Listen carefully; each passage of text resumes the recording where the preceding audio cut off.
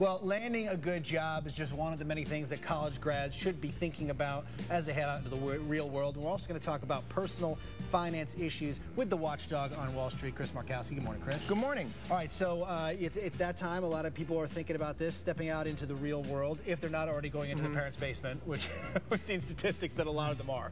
But given that they do get that job, let's talk about some good moves for them to make.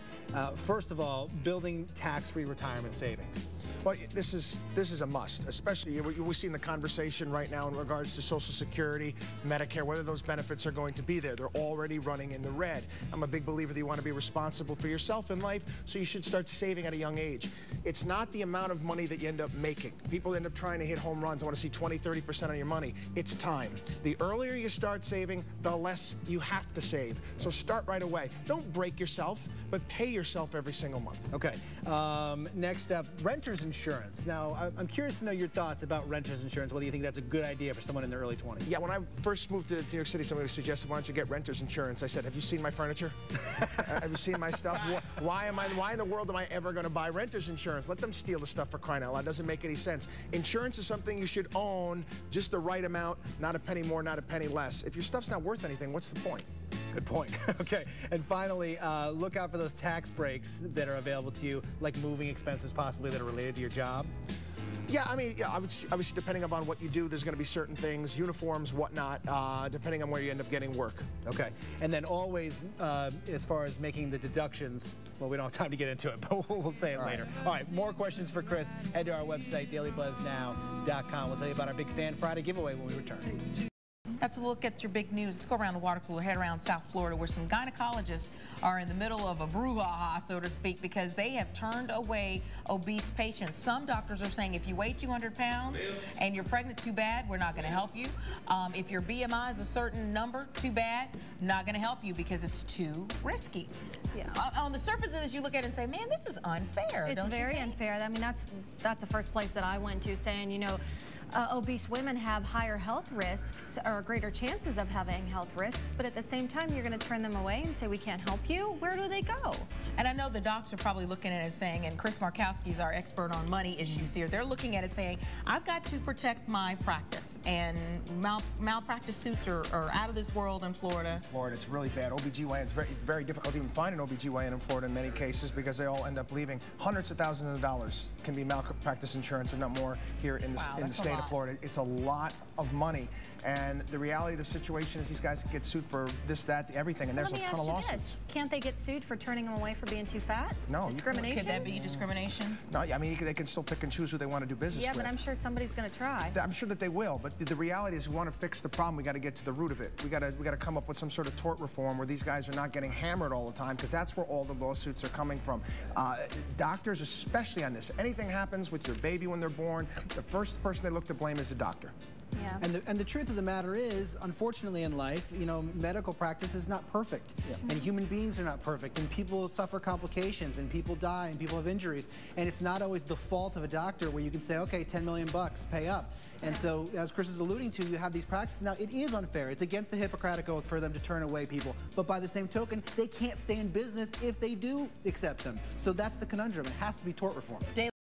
Considering a bill that would forbid parents from having sex inside their homes while getting divorced. They're trying to basically keep the drama from happening if the woman is leaving the man and she brings home someone and the kids go, oh, mommy got a new boyfriend, to daddy, and he gets upset about it.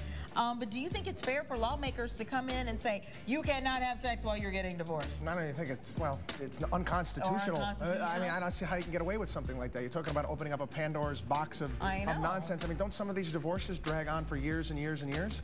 Sometimes. Yeah, and I don't want to play devil's advocate, but you never know what type of situation these people are going through. You know, maybe it's a terrible divorce, and that's their way of getting over the other one, is, you know, feeling accepted by somebody else, you know, and for somebody to come in, especially making it a law saying you can't do that.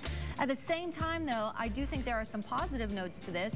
You know, if parents are bringing their significant other in front of their children while an ugly divorce is going on, that can really mess with the kid's head. So there should be something, not necessarily a law, but something said to these parents saying, and, you know, keep it in the bedroom when the kids are in the bedroom. There's so many things that can mess with kids' heads. There's so many ways that parents can screw up. The government cannot get involved in this area. When they do, it's just a disaster. Now, you're the money man, Wall Street, Watchdog on Wall Street. The state is also considering a separate bill that would end lifetime alimony.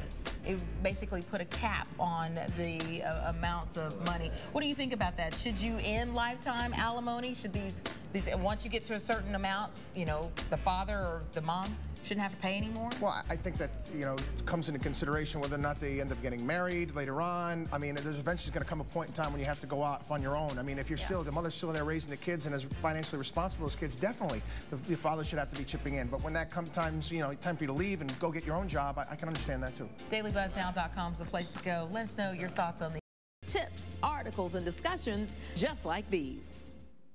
You're reading your comments regarding, you know, how much you dish out for the kids' tooth when they lose it, or birthday presents for their friends, or allowance, whatnot. We brought in our money expert in here. Here's one quick comment. Amanda says, I agree, my kids only get $1. Their friends get $10 each for each tooth. It starts to add up as the kids get older. You know, what do you recommend to parents who say, well, I want to give my kids more than the quarter I got, you know, when I was a little kid for each tooth, or, you know, $5–10 for a friend's parent or present? For I mean, it's just, I mean, most of the kids at that age, they don't know what the difference between $1 and $10 is at that point. They don't have a clue. If it's paper, they know it's worth more probably. That's about it. It's symbolic. Yeah. Right? And I think the biggest thing you can do is give them some amount of money, doesn't matter what it is, and teach them to save it. They put that in your piggy bank and get that habit going, right? They got my kids got the 3 different piggy bank where some of the money goes for the church, some of the money goes to savings, and some of the money to spend. Split up. Good ideas. Go to our website, DailyBuzzNow.com. Continue the conversation on how much you dish out for the teeth. And continuing the financial discussion with Chris this morning, we're talking about graduates. A lot of people are thinking about this time in their lives right now, coming out of college, and some of the wise or unwise decisions you can make with your money. We've been talking about this all morning, and but I wanted to get into some specifics that you and I were talking about during the break. First of which is sometimes you get this advice that because you're young, you ought to go ahead and be really aggressive with your money in terms of investing. That's horrible, horrible advice. It really is, especially now. We have to understand something. That our country's changing, the world's changing. A lot of defined pensions are going away. Government is heading more towards the 401k. You need to be responsible for yourself. We don't know where Social Security is going to be. It's already running in the red. So if you're younger, you need to basically take a look at the money that you're saving, and you don't want to lose it. Right. So if you're just seeing 5, 6, 7% a year on average for the next 30 to 40 years, you're guaranteed you're going to be a millionaire. There's no doubt about it. But if you go and you take flyers on frozen concentrated orange juice with Duke and Duke, I mean, you're going to end up losing your shirt. And then when you're not going to be on a yacht in the Caribbean saying, "Looking good." No, that's not going to happen. So you want to be conservative with your money, because you're going to get there if you are conservative. And I think that's the point that so many people don't realize is that if they, and I wasn't one of them. I'm trying. You always try to get the younger generation to not make the mistakes you made, because I didn't save in my 20s. And if you do, like you said, an average income person will end up a millionaire if you just start young. It's a funny thing, they never teach this in high school, is the power of compounding. It works in the reverse, obviously, with credit cards. But I actually put a compounding calculator on my website. You put the numbers in there. Just the money you save on maybe not getting a Starbucks or two over time be worth thousands and thousands of dollars. Awesome stuff. Okay, Chris, thank you so much. And for more information on the money tips, especially if you're about to graduate from college. You know what I mean? It would behoove you. Go to our website, learn some more about this, because it is so important. We've, linked Chris's information to our